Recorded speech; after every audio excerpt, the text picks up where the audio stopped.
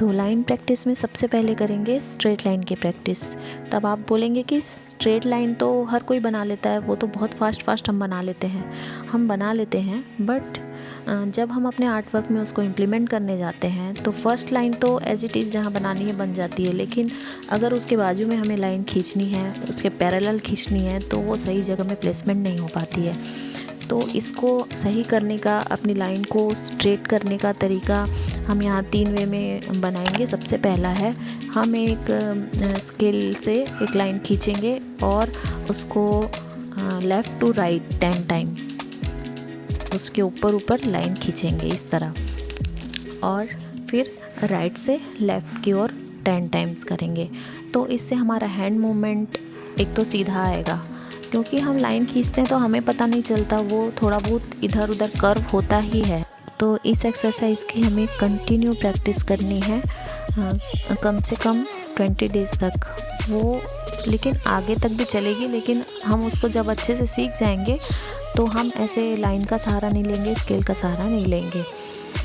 Second way में हम करेंगे, यहाँ स्केल की हेल्प से हमें एक स्क्वायर बनाना है 10 सेंटीमीटर का। हम अपने अकॉर्डिंग इसे ज़्यादा कम भी कर सकते हैं, बड़ा छोटा भी बना सकते हैं। यहाँ मेन हमारा मोटो रहेगा कि हम जहाँ से अपनी लाइन को स्टार्ट करें, हम दूसरी जगह वहाँ एंड करने की प्रैक्टिस करेंगे, ताकि हमारी लाइन बिल्कुल सीधी सही जाए।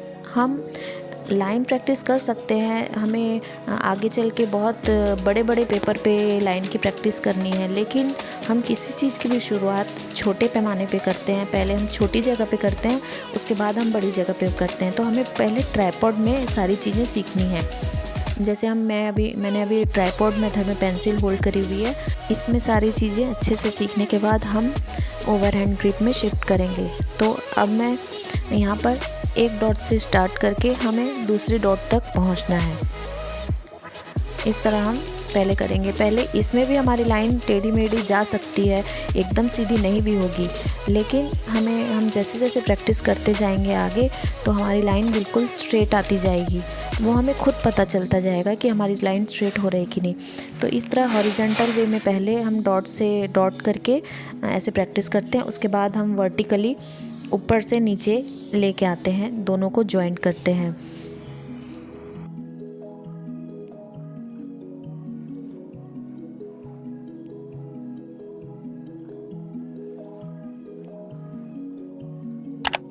थर्ड वे में हम जो चीज़ हम बॉक्स के अंदर प्रैक्टिस कर रहे थे, उसे हम अब बॉक्स से बाहर बनाएंगे, लेकिन इस तरह डॉट से डॉट जोड़ के बनाएंगे।